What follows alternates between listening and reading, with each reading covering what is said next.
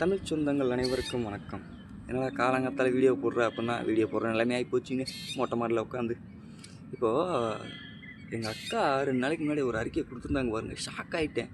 யார் பார்த்துன்னா தொழில்துறை அமைச்சர் கீர்த்தனா. அவங்க ரீலுக்கும் ஒரு ரீல்ஸுக்கும் வித்தியாசம் தெரியல அந்த அக்காவுக்கு.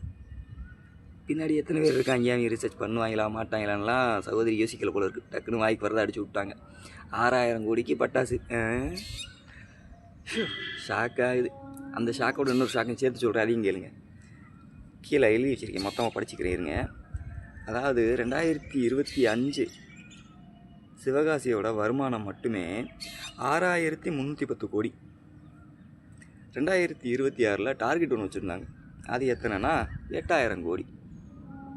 அந்த 8000 கோடியில் இப்போ வரைக்கும் 6670 கோடியே ரீச் பண்ணியாச்சு.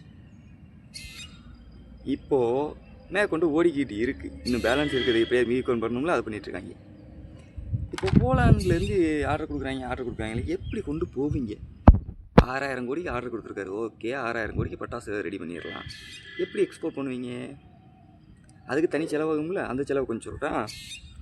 இப்போது 20 அடி கண்டெய்னர் இருக்கு இல்லையா, இதெல்லாம் நேற்று நம்ம அண்ணாச்சி ஒருத்தர் இருந்தார், ரொம்ப நெருங்கினவர், பட்டாசு கம்பெனி வச்சுக்கிட்டு இருக்கவர், இப்போ வரைக்கும் ரன் பண்ணிகிட்டு இருக்கவர். அவர்கிட்ட கேட்டேன், இது எக்ஸ்போர்ட் பண்ணுறதுக்கு எல்லாம் செலவாகும், எது செலவாகணும், அந்த செலவை சொல்லிடுறேன். அதாவது 20 அடி கண்டெய்னர் இருக்கு இல்லையா, கண்டெய்னர் மூலிமா தான் எக்ஸ்போர்ட் பண்ண முடியும். 20 அடி கண்டெய்னரில் எக்ஸ்போர்ட் பண்ணுறதுக்கு $850 $1500 ஆகும் அப்படின்றாங்க. இது கூகுளில் போட்டிருக்குது. நான் அவர்கிட்ட கேட்டேன், $1000 ஆகும்னாரு. சரி, ஓகே, 40 அடி கண்டெய்னருக்கு அப்படின்னதுக்கு $3750 $8100 வரைக்கும் ஆகும் அப்படின்னாரு. என்னையா டாலர் கணக்கில் சொல்கிறீங்க, நான் எப்படி எதாக்குறதுன்னு கூகுளில் போய் அடித்து பார்த்தேன். அதாவது இவங்க சொல்கிற இந்த $1000 தான் நான் கணக்கு பண்ணுது, ஓகேங்களா. 20 அடி கண்டெய்னருக்கு $95,183.73 ஷிப்மெண்ட்டுக்கு மட்டும், சரிங்களா.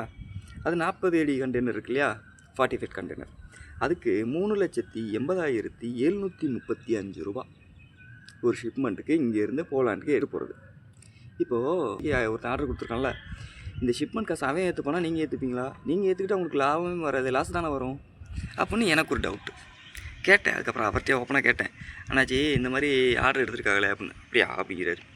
என்ன அண்ணாச்சி உங்களை சொல்லலையா அப்படின்னா, அவங்க எங்கப்பா நம்மகிட்ட சொல்ல போகிறாங்க, அசோசியேஷனில் ஏதாவது மீட்டிங் வச்சா சொல்லுவாங்க அப்படின்னு.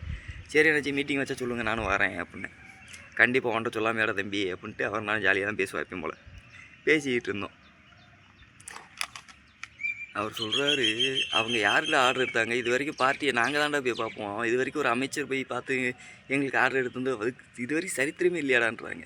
அப்படி ஒரு சம்பவம் நடந்துச்சுன்னா தமிழ்நாட்டிலே விருதுநகர் மாவட்டம் தாண்டா டாப்பில் இருக்கும் அப்படின்னாரு. என்னென்னாச்சு சொல்கிறீங்க அப்படின்னு. ஆமாடா, இந்த 2026 தீபாவளிக்கு நம்ம டார்கெட் பண்ண அமௌண்ட்டு 8000 கோடி. இப்போ வரைக்கும் இந்த ஒரு 6670 கோடி வந்துருச்சு. மீதி இருக்கிறது இன்னும் கொஞ்சம் வந்துடும்.